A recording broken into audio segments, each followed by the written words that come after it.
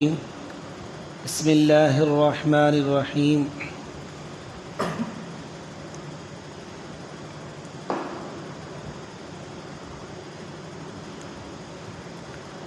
الحمد للہ رب العالمین، تمام تعریفیں اس اللہ کے لیے لائق ہیں جو سارے جہانوں کا پالنہار ہے۔ الرحمن الرحیم، جو بڑا مہربان نہایت رحم والا ہے۔ مالک یوم الدین، یوم جزا کا مالک ہے۔ ایاک نعبد و ایاک نستعین، اے اللہ ہم تیری ہی عبادت کرتے ہیں اور تجھی سے مدد مانگتے ہیں۔ اہدنا الصراط المستقیم، اے اللہ ہمیں سیدھی راہ پر چلا۔ صراط الذین انعمت علیہم، ان لوگوں کے راستے پر جن پر تیرا انعام نازل ہوا۔ غیر المغضوب علیہم ولا الضالین، نہ ان لوگوں کے راستے پر جن پر تیرا غضب نازل ہوا، ولا الضالین، اور نہ گمراہ لوگوں کے راستے پر۔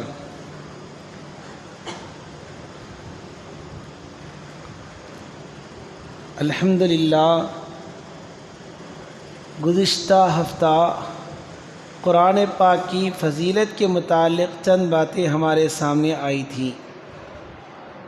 ابھی قرآن پاک کو کس طریقے سے جمع کیا گیا وہ ایک سلسلہ باقی ہے، اور قرآن پاک کو سینہ بسینہ محفوظ کرنے کی کون سی صورتیں تھیں، اور صحابہ کرام میں سے کتنے صحابی ایسے تھے جو قرآن پاک کو لکھتے تھے، اور کن چیزوں پر قرآن پاک کو لکھتے تھے۔ جب قرآن پاک کو جمع کرنے کا موقع ملا تو ایک ایک آیت پر کتنے صحابی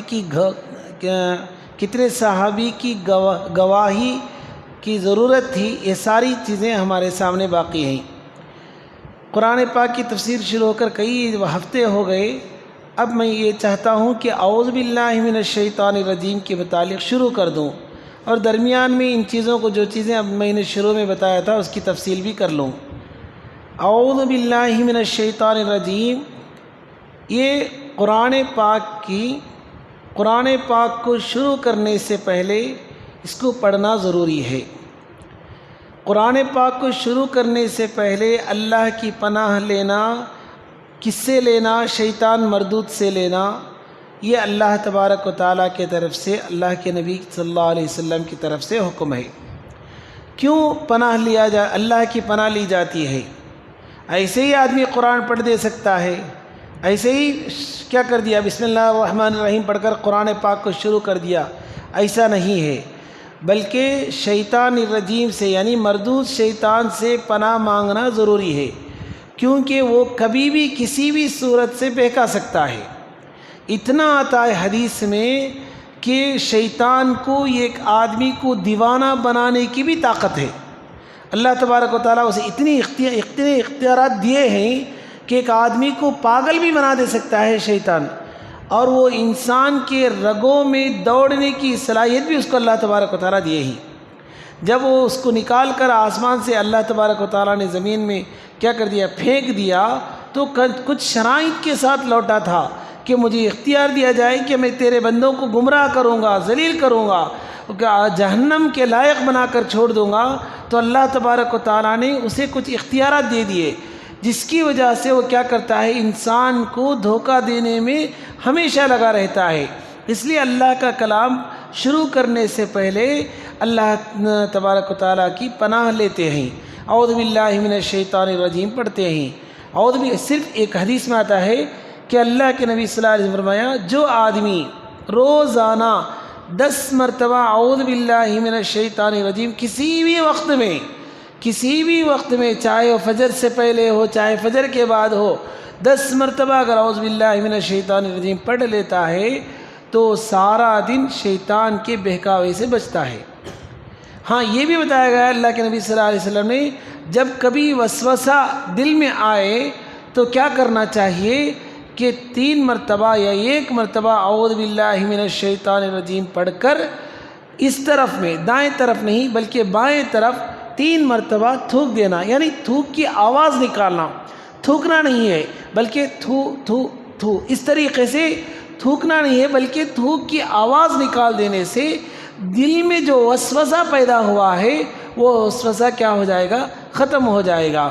بعض چیزیں ایسے ہی جس کے طرف سے وسوسہ کیا ہوتا ہے؟ ختم ہوتا ہے، جیسے قل اللہ احد اللہ الصمد لم یلد ولم یولد ولم یکن لہ کفوا احد، اس صورت کا پڑھنا بھی کیا ہوتا ہے؟ ان وسوسوں سے حفاظت ہوتی ہے۔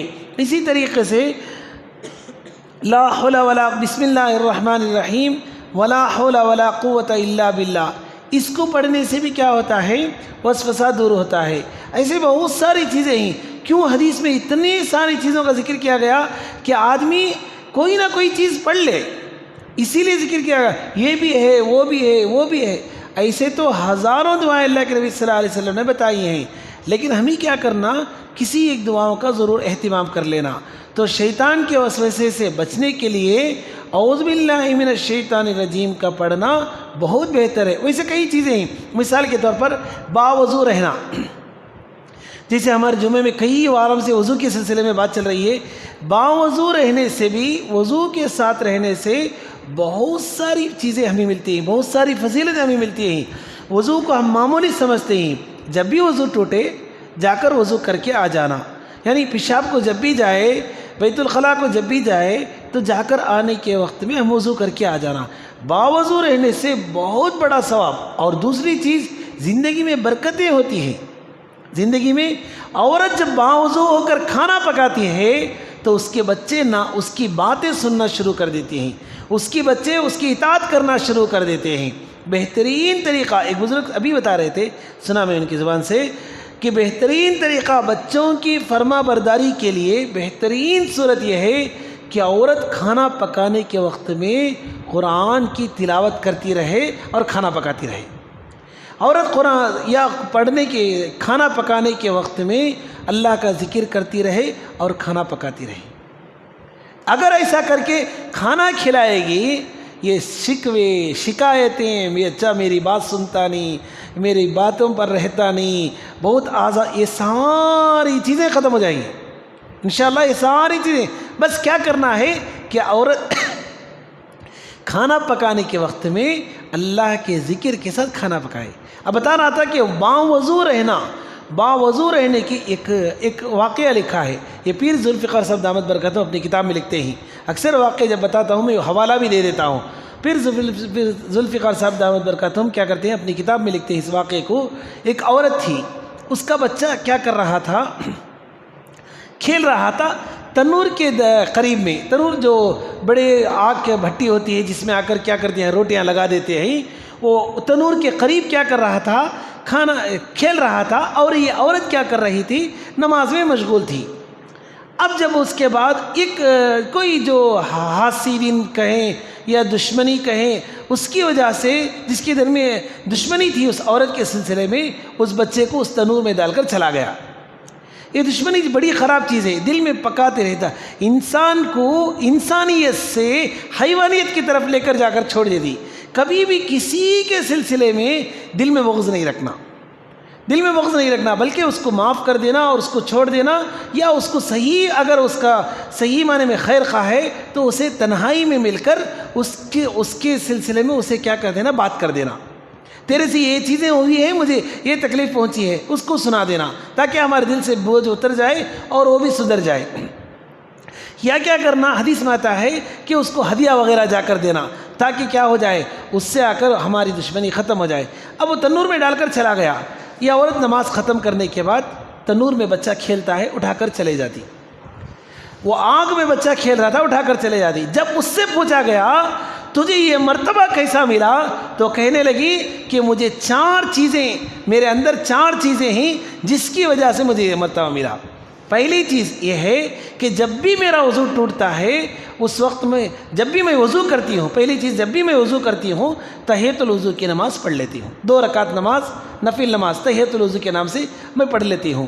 دوسری یہ چیز ہے، کسی بھی آدمی کا کام، چاہے رشتہ دار ہو، غیر رشتہ دار ہو، کچھ بھی ہو، کوئی بھی ہو، اگر اس کا کام میرے سے کرنے ہوتا ہے تو میں تکلیف اٹھا کر اس کا کام کر دیتی ہوں۔ تیسری چیز، اگر کوئی مجھے تکلیف پہنچا دے تو میں ذرا برابر بھی اس میں دل میں بات نہیں لیتی، فوراً اس کو معاف کر دیتی ہوں. تیسری چیز.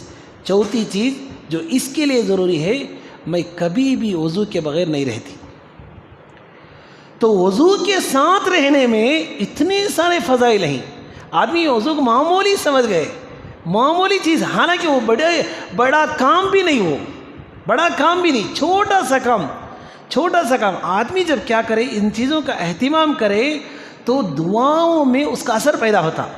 دعاؤں میں ملا جیون، ایک واقعہ یاد آیا، بتا دیتا ہوں. ملا جیوا ایک بہت بڑے بزرگ ہیں. ملا جیوا تو وہ بہت بڑے اللہ والے تھے. وقت کا بادشاہ کا بیٹا بھی ان کا شاکر تھا. ان کے بیٹے یعنی بادشاہ کے بیٹے بھی ان کے پاس پڑھتے تھے.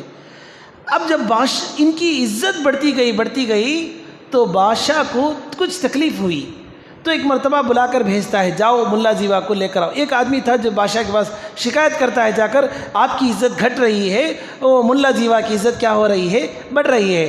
اب وہ بادشاہ کے پاس جا کر شکایت کرتا ہے تو بادشاہ کہتا ہے کہ ان کو لے کر آؤ. اب لے کر آنے کے لیے جب وہ ان کا سپاہی پہنچا تو بادشاہ کے قریب وہ سپاہی پہنچتا ہے. حضرت حدیث پڑھا رہے تھے. حدیث پڑھانے کے وقت میں ایک ادب یہ ہے کہ آدمی ادھر ادھر نہ دیکھے، یا وہ بالکل توجہ کے بغیر نہ کیا کر رہے تھے، حدیث پڑھا رہے تھے. جب وہ آدمی دیکھا کھڑا واپس جا کر بادشاہ کے پاس پہنچ گیا اور کہنے لگا کہ وہ کیا کرتے ہیں، بالکل توجہ نہیں دیتے، آپ کے پاس سے میں گیا ہوں، آپ کا حکم نہیں مانتے، آپ کی بے عزتی، یہ ساری چیزیں بول دیا. تو بادشاہ کہتا ہے کہ جاؤ، جا کر ان کو قید کر کے آ جاؤ. اب بیٹے وہاں موجود تھے اس بادشاہ کے. اب بیٹے سمجھ گئے یہ قید کرنے جا رہے ہیں ملا جیوا کو، یہ بہت بڑا مسئلہ ہو جائے گا، اس لیے دوڑتے ہوئے ملا جیوا کے پاس آئے. آ کر کہنے لگے حضرت آپ کو قید کرنے کا حکم ہو گیا ہے، آپ کو قید کرنے کے لیے بادشاہ کے سپاہی آ رہے ہیں، آپ کیا کریں، کہیں چلے جائیں. تو حضرت رحمۃ اللہ علیہ نے کہا، ملا جیوا رحمۃ اللہ علیہ نے، اچھا مجھے قید کرنے کے لیے آتے ہیں تو میں بھی وضو کرتا ہوں. کیا کہا؟ میں بھی وضو کرتا ہوں. اب وضو کر کے وہ کہنے لگے کہ وضو کر کے کیا کریں گے، ٹھیک ہے ہم جائے نماز میں بیٹھ جائیں گے.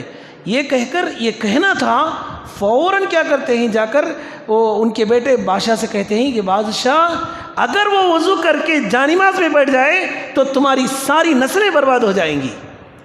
اب یہ کہنا تھا، فوراً بادشاہ بغیر تاج کے، بغیر جوتے کے دوڑتا ہوا ملا جیوا کے پاس آ کر پیر پکڑ لیتا ہے اور کہتا ہے اللہ کے لیے آپ مصلی میں بیٹھ چکے ہیں، آپ وضو کر چکے ہیں، خدا کے لیے ہاتھ مت اٹھانا، اگر تم ہاتھ اٹھاؤ گے تو میری نسلیں برباد ہو جائیں گی.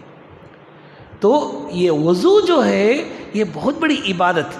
ہم بھی آج اس محفل میں عہد کریں کہ ہم ہمیشہ وضو کے ساتھ رہیں گے، انشاءاللہ کریں گے ہمیشہ وضو کے. بڑا کام کیا بھی نہیں ہے وضو کرنا، چھوٹا سا کام ہے. چہرہ دھونا، دونوں ہاتھ دھونا، سر کا مسح کرنا، پیر دھونا، یہ اتنا ہی اصل وضو ہے. اس کے علاوہ جو چیزیں ہیں وہ سنتیں ہیں، ہمیشہ اس کو کرنے کی ضرورت نہیں، بلکہ آ کر جب چاہے کر سکتے ہیں. نماز کے لیے جاتے ہیں تب کر لیں. اب وضو ہمیشہ رہنے کا ہے تو ایک بات یاد رکھیں، درمیان میں ایک بہت ہی حکمت کی بات کہتا ہوں، آپ اس کو ضرور یاد رکھیں. وضو میں جو 4 چیزیں میں کہتا ہوں، چہرہ دھونا یہ فرض چیزیں، دونوں ہاتھوں کو دھونا، سر کا مسح کرنا اور دونوں پیروں کو دھونا. پہلے ہی میں بتا دیا تھا کہ تفسیر کی بات تھوڑی سی ہوگی، اس کے بعد ہماری ضرورت کی اصلاح کی باتیں جو ہوگی وہ ہم کیا کریں گے یہاں بتائیں گے، پہلے ہی بتا دیا تھا. اب دیکھیں یہ 4 چیزیں ہیں، 4 چیزوں کے وقت میں 4 نیتیں کرنا. 4 چیزوں کے وقت میں 4 نیتیں کرنا. جب چہرہ دھوئے تو اس وقت یہ ارادہ کرے اللہ قیامت کے دن اس چہرے کو روشن کر دے. یہ ارادہ کرے، چہرے میں پانی لے کر چہرے میں ڈالنے کے وقت میں ادھر ادھر کے خیالات نہیں، بلکہ یہ سوچے یا اللہ اس چہرے کو قیامت کے دن روشن کر دے. دوسرا کام، دونوں ہاتھ کو دھونا. دونوں ہاتھ دھونے کے وقت میں یا اللہ میرا نام عمل مجھے دیں گے، میرے نام عمل مجھے تو لینا ہے، لیکن اے اللہ وہ نام عمل میرے سیدھے ہاتھ میں دے دے. یہ نیت کرنا، یہ دل کی دعائیں ہیں یہ. اب اس وقت میں ہاتھ دھونے کے وقت میں یا اللہ مجھے نام اعمال تو لینا ہے، میرا حساب تو ہوگا، لیکن وہ حساب کی جو کتاب ہے جس کو نام عمل کہتے ہیں وہ میرے سیدھے ہاتھ میں مجھے مل جائے. تیسری چیز، سر کا مسح کرنا. سر کا مسح کرنے کے وقت میں یہ ارادہ کر لیں یا اللہ قیامت کے میدان میں کوئی سایہ نہیں ہوگا, سر کے قریب سورج ہوگا, گرمی کی وجہ سے پسینہ جو نکلے گا, لوگ ڈوب چکے ہوں گے, کہیں کوئی گھٹنے تک ڈوبا ہوگا, کوئی کمر تک, کوئی کیا ہے گردن تک, کوئی پورا جسم کسی کا ڈوب چکا ہوگا. ایسے موقع پر جب کوئی سایہ نہیں ہوگا, تیرے عرش کا سایہ مجھے دے.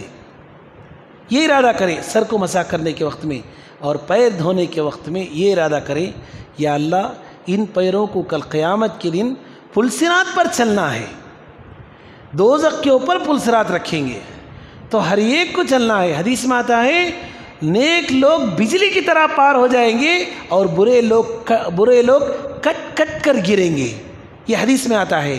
تو ایسے موقع پر یا پیر دھونے کے وقت میں ارادہ کرے یا اللہ پلسرات پر تو گزرنا ہے, مجھے بجلی کی طرح سے کیا کر دے, پار کرا دے. ارادہ ہم کیا کریں گے, اس کے بعد سے جب بھی ہم وضو کریں گے تو وضو میں چہرہ دھونے کے وقت ہم یہ ارادہ کریں کہ چہرہ ہمارا روشن ہو جائے قیامت کے دن, اور ہاتھوں کو دھونے کے وقت میں نام اعمال ہمارے سیدھے ہاتھ میں مل جائے, اور مسح کرنے کے وقت میں تیرے عرش کا سایہ ہمیں نصیب ہو جائے, اور پیر دھونے کے وقت میں پلسرات پر ہمارے آسانی سے گزر ہو جائے. اللہ سے دعا کیجیے کہ اللہ تبارک و تعالی ہمیں عمل کی توفیق عطا فرمائے.